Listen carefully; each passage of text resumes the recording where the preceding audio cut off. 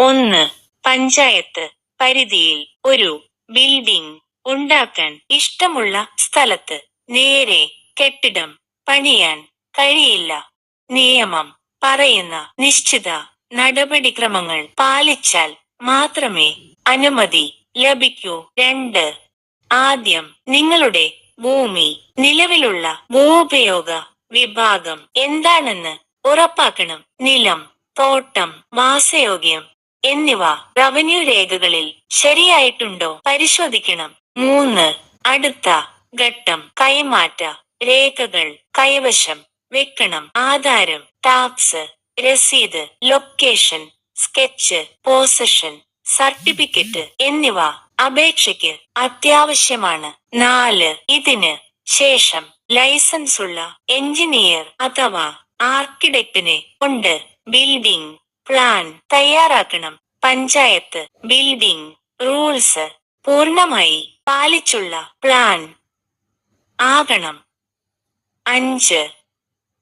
തയ്യാറാക്കിയ പ്ലാൻ എഞ്ചിനീയറുടെ സർട്ടിഫിക്കറ്റോടെ panchayat online system അല്ലെങ്കിൽ നേരിട്ട് സമർപ്പിക്കണം.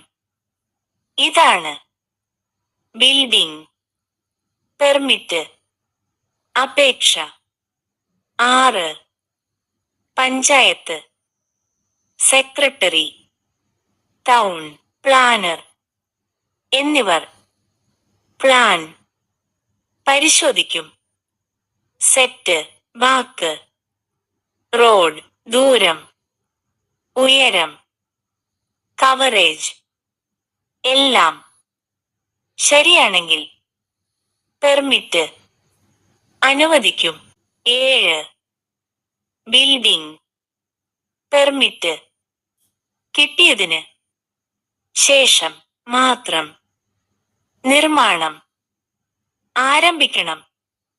പെർമിറ്റ് ഇല്ലാതെ പണി തുടങ്ങിയാൽ നിയമപ്രശ്നങ്ങൾ വരും. 8.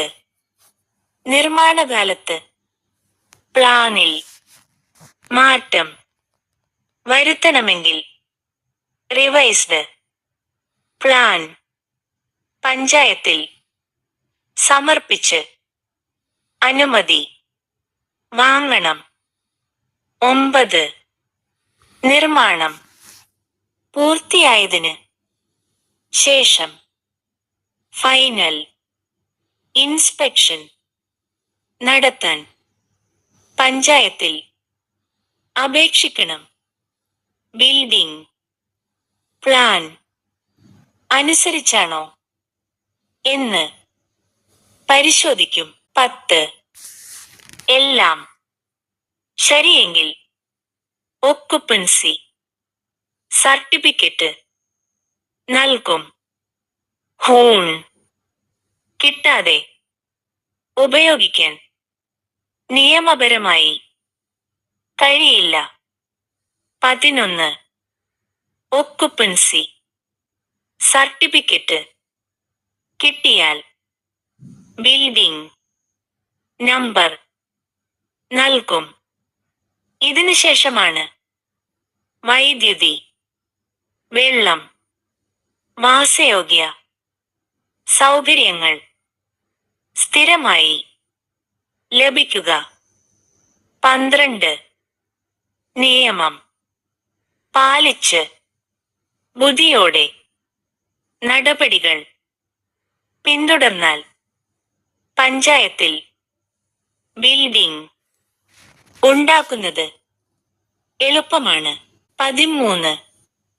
ഒരു ചെറിയ അശ്രദ്ധ ഭാവിയിൽ വലിയ പ്രശ്നങ്ങളായി മാറും. അതിനാൽ അറിവോടെ തീരുമാനം എടുക്കണം. 14. സാമ്പത്തിക ബോധവും നിയമപരമായ അറിവും ഒരുമിച്ച് ഉണ്ടെങ്കിൽ ജീവിതം സുരക്ഷിതമാകും. കാരുണ്യ ഫിനാൻസ് മീഡിയ